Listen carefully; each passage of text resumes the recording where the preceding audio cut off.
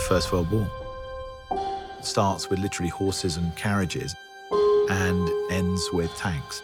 So it's the moment where modern war, you could argue, begins.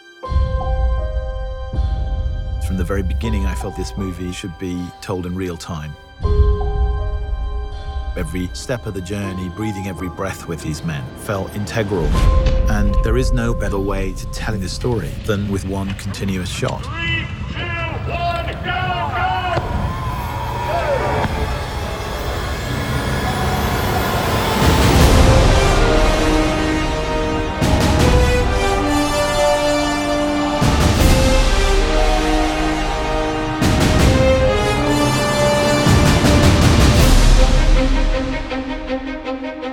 From the first moment I talked to Sam about the idea of it as a one-shot movie, I knew it was going to be really immersive. It's meant to make you feel that you are in the trenches with these characters. The film in itself is a slice of time. These two young men get sent on a mission to deliver a message to stop an attack.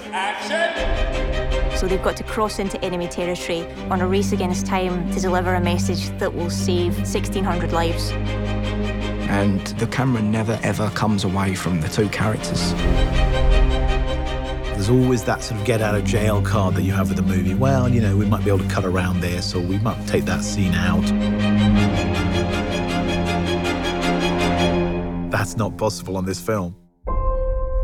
The dance of the camera and the mechanics all have to be in sync with what the actor's doing. When you achieve that, it's really beautiful and exhilarating.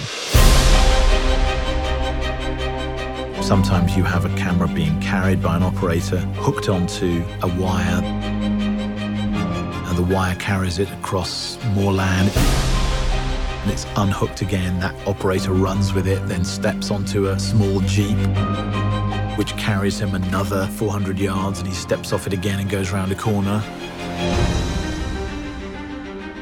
Let's go back to 1. This film does not take place in a series of interiors. This is endless exteriors.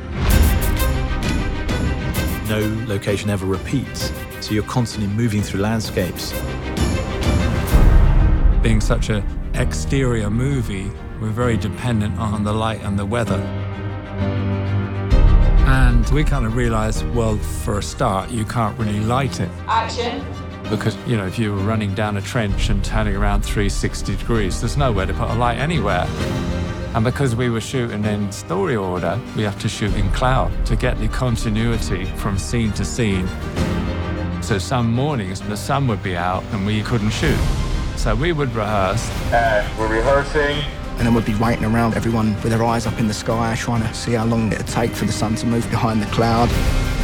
And as soon as it comes over, you've got this 5-minute window. Everyone would be like, come on, go, go, go. Go, go, go! So you are also in the lap of the gods. It's like a piece of theatre every take. Once it starts, it can't stop. If something goes wrong, you just have to keep going. Until you actually see it on a screen, you don't really realize how immersive it is and how that technique kind of draws you into it. For me, engagement is very important. And that is behind the way in which we've decided to shoot this film. I wanted people to understand how difficult it was for these men. And the nature of that is behind everything.